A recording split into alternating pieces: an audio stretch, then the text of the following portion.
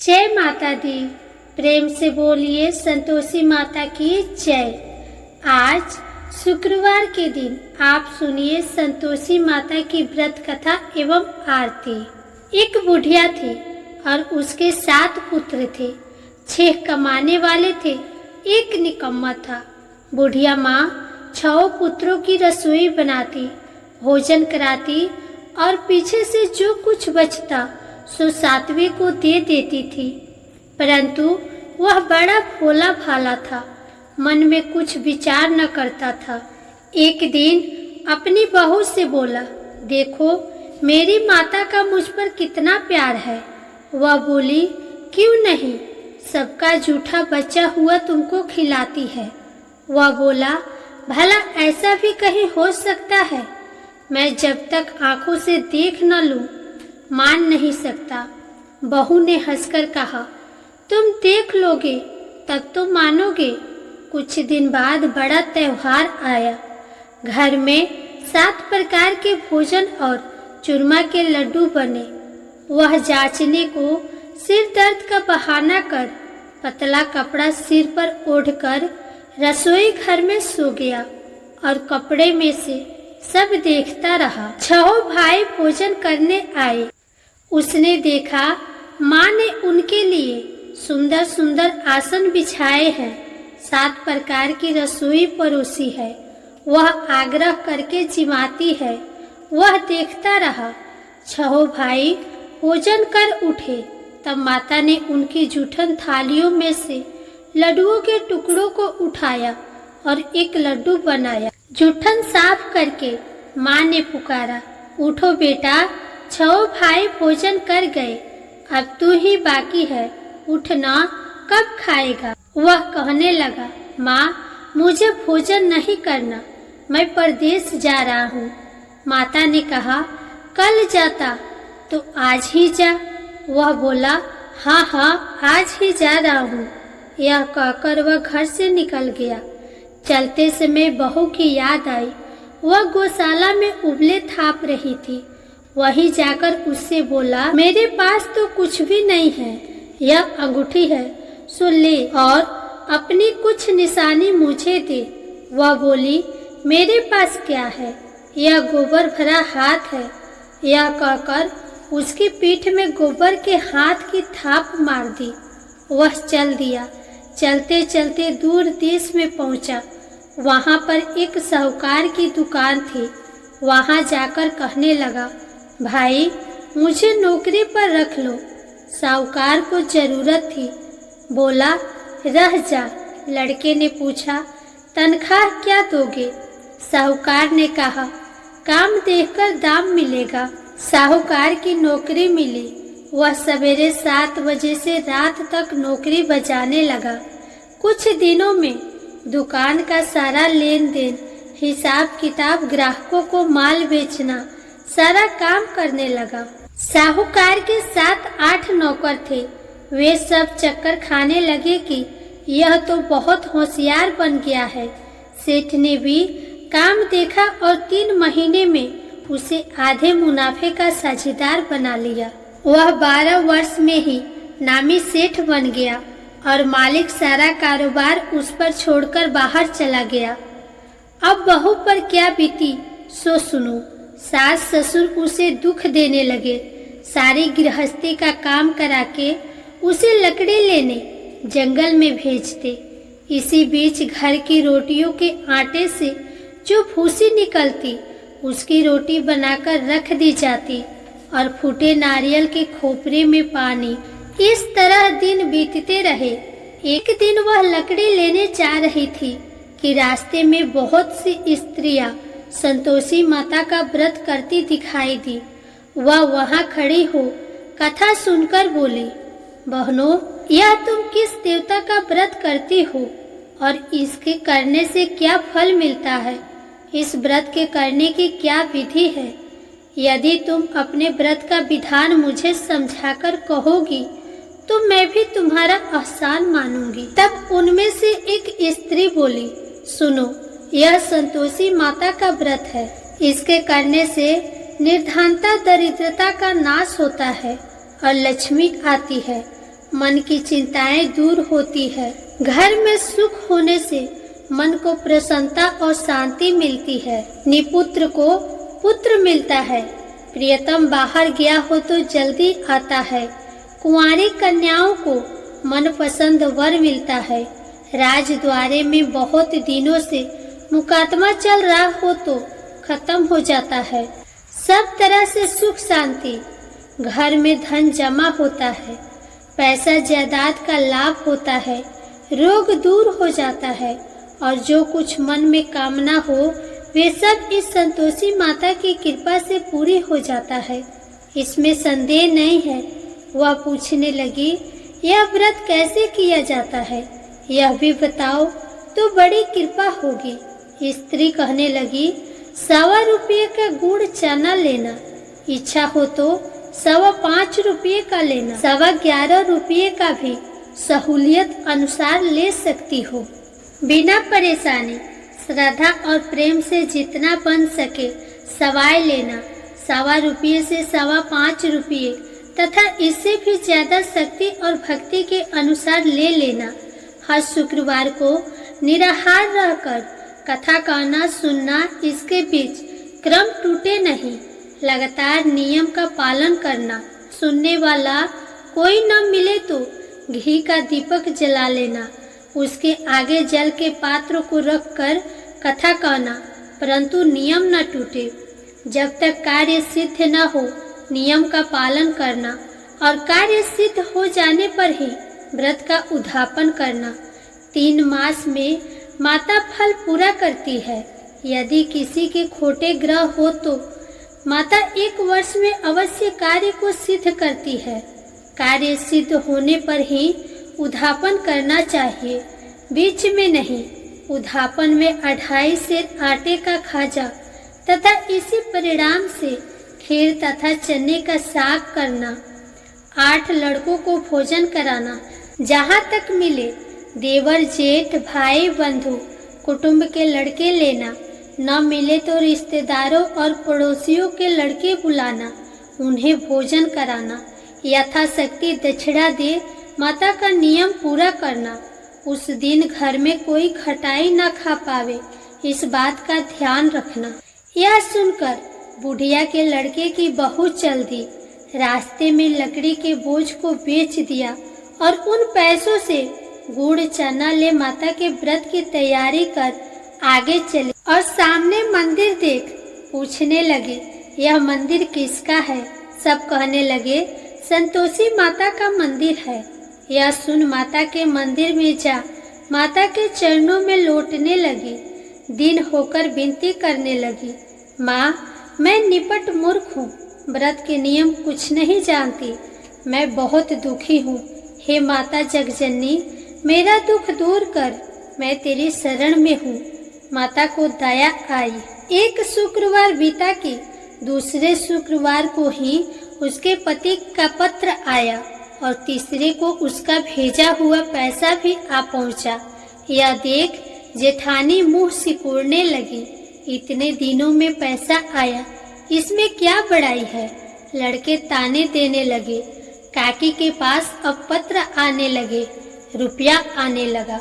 अब तो काकी की खातिर बढ़ेगी, अब तो काकी बुलाने से भी नहीं बोलेगी। बेचारी सरलता से कहती, भैया पत्र आवे रुपया आवे तो हम सबके लिए अच्छा है। ऐसा कहकर आंखों में आंसू भरकर संतोषी माता के मंदिर में आ मातेश्वरी के चरणों में गिरकर रोने लगी। माँ, मैंने तुमसे पैसा नहीं मांगा, मुझे पैसे से क्या काम है? मुझे तो अपने सुहाग से काम है। मैं तो अपने स्वामी के दर्शन और सेवा मांगती हूँ। तब माता ने प्रसन्न होकर कहा, जा बेटी, तेरा स्वामी आएगा। यह सुन खुशी से बावली हो घर में जाकर काम करने लगी। अब संतोषी माँ विचार करने लगी, इस भोली पुत्री से मैंने कह तो दिया तेरा पति आवेगा, पर आवेगा कहाँ से?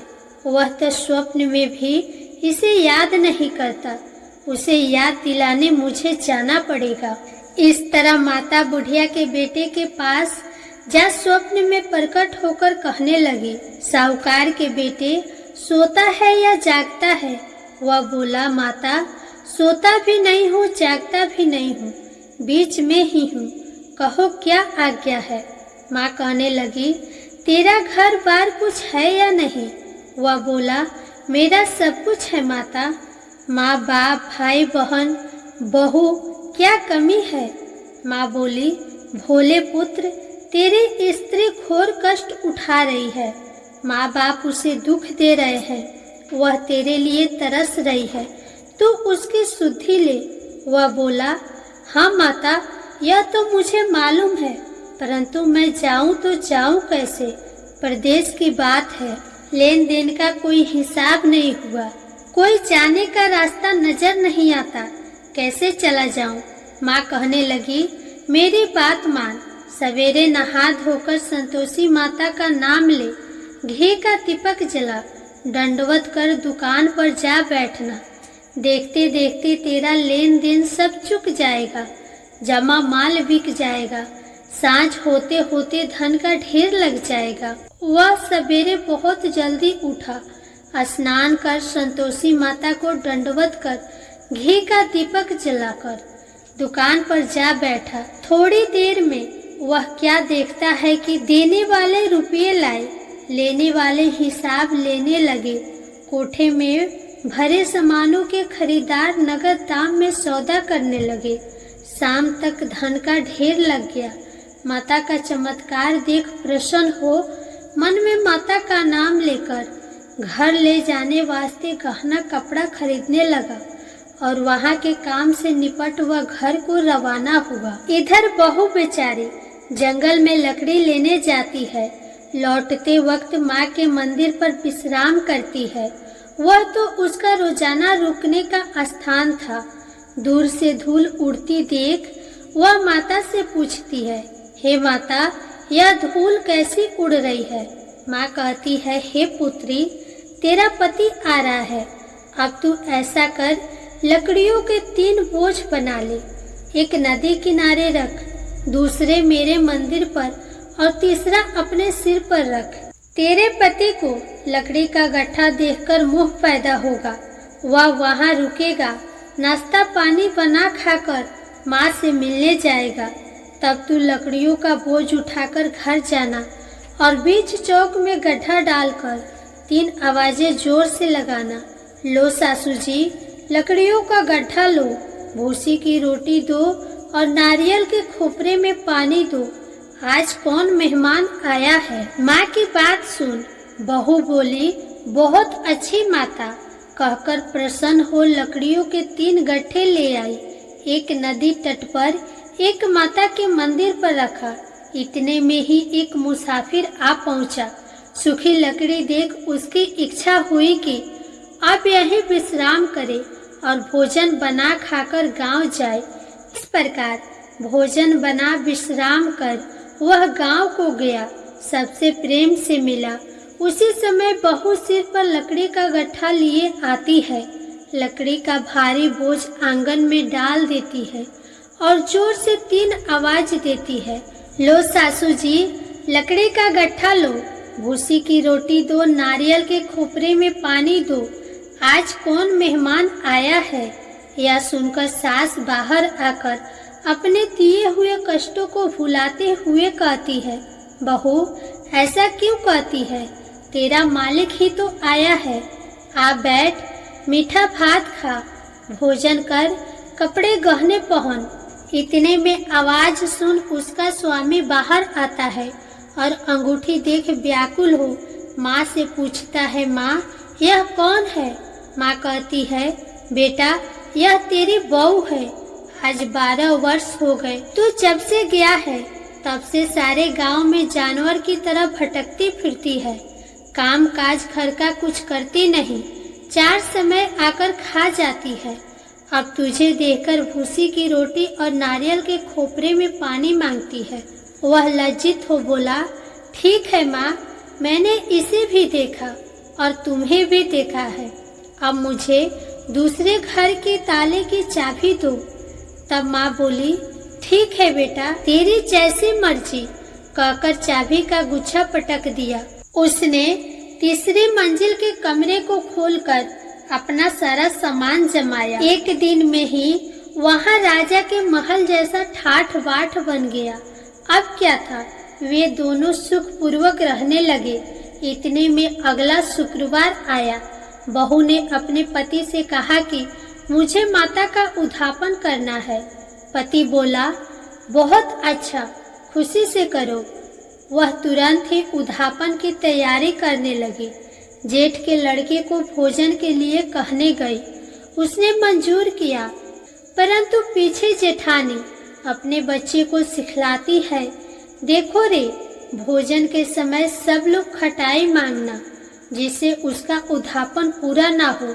लड़के जिमने आए, खीर पेट भरकर खाई, परंतु याद आते ही कहने लगे, हमें कुछ खटाई दो, खीर खाना हमें भाता नहीं, देखकर अरुचि होती है। बहू कहने लगी, खटाई किसी को नहीं दी जाएगी, यह तो संतोषी माता का प्रसाद है।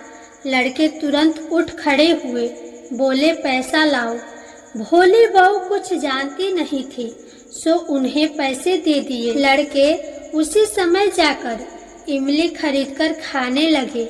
यह देखकर बहू पर संतोषी माता ने कोप किया।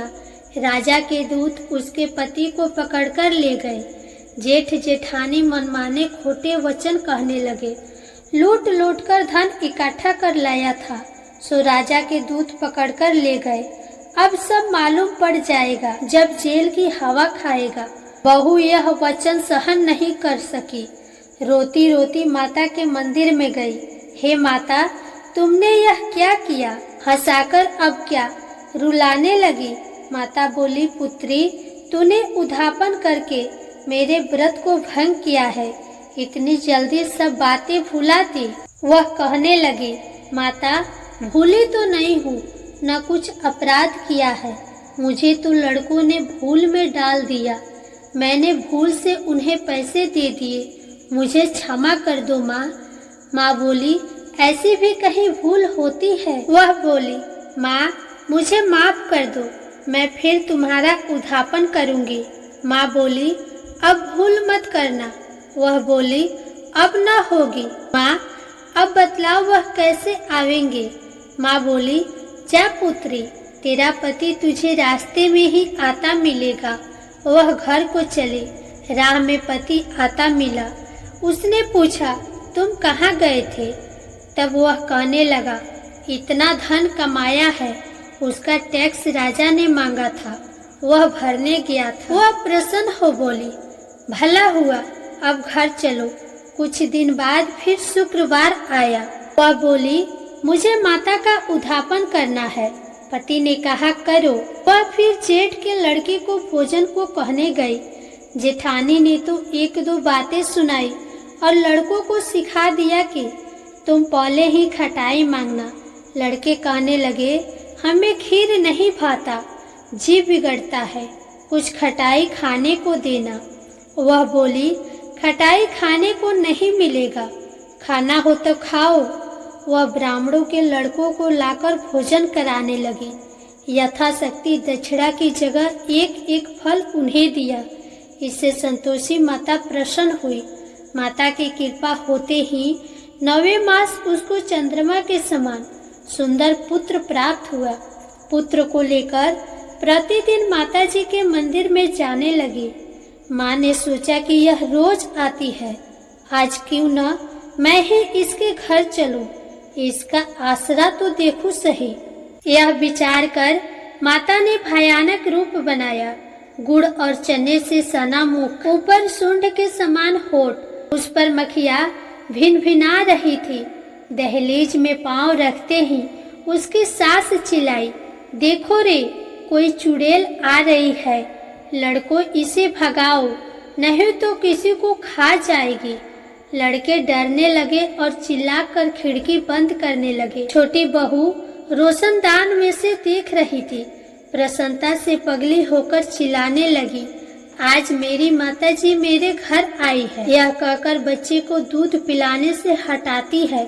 इतने में सास का क्रोध फूट पड़ा। बोली, इसे देखकर कैसे उतावली हुई है जो बच्चे को पटक दिया। इतने में माँ के प्रताप से जहाँ देखो वही लड़के ही लड़के नजर आने लगे। वह बोली, माँ जी, मैं जिनका व्रत करती हूँ यह वही संतोषी माता है। इतना कह झट से सारे घर के किवाड़ खोल देती है।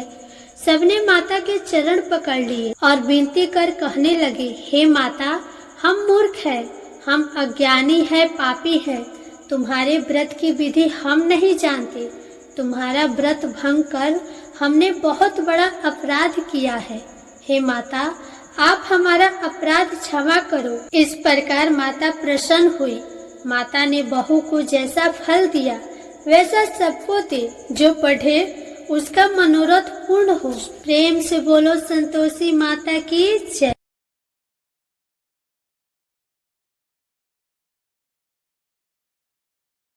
अब आप सुनिए संतोषी माता की आरती। जय संतोषी माता मैया, जय संतोषी माता, अपने सेवक जन की सुख संपत्ति दाता।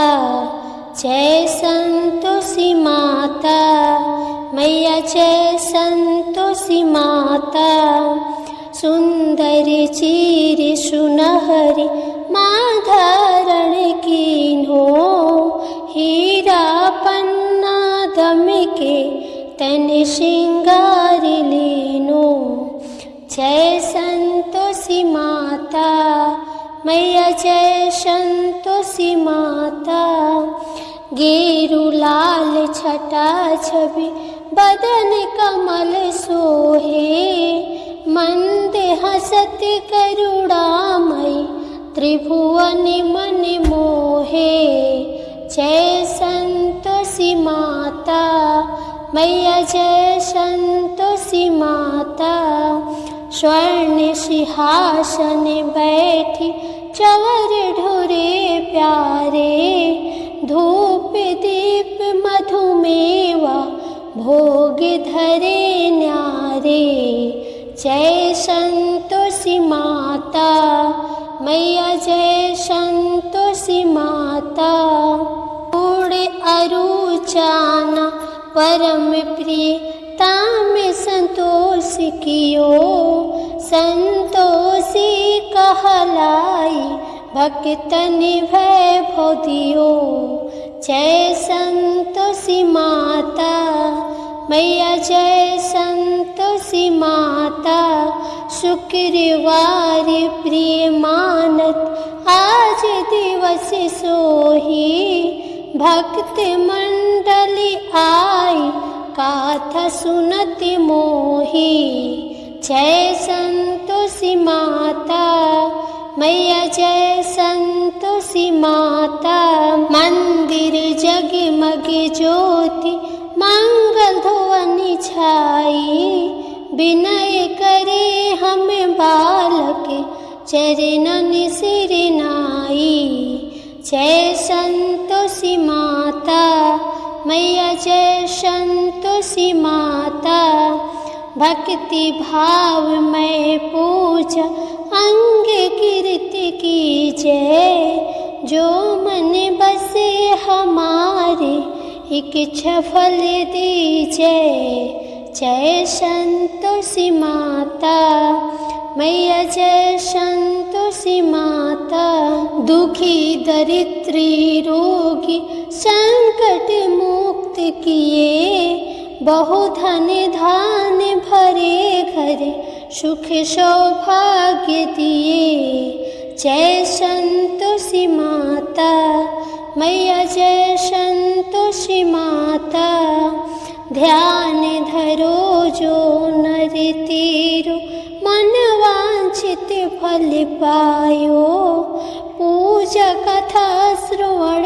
करे घर आनंद आयो। जय संतोषी माता मैया, जय संतोषी माता, शरण गहे की लज्जा रखियो जगदम्बे, संकट तू ही निवारे संकट संकट तू ही निवारे, दयामयी माँ अम्बे। जय संतोषी माता मैया, जय संतोषी माता। संतोषी माँ की आरती जो कोई नर गावे, रिद्धि सिद्धि सुख संपत्ति जी भर के पावे।